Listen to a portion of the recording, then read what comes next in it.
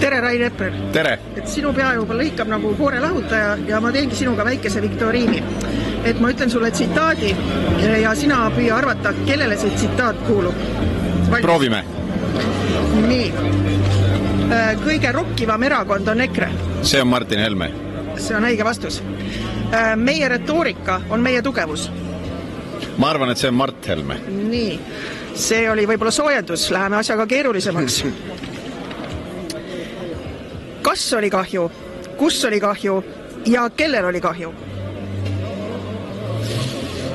Ma arvan, et see on mees, kellega ma olen koos istunud Stenbocki majas valitsuse laua taga, meie omaaegne regionaal- ja põllumajandusminister Arvo Aller.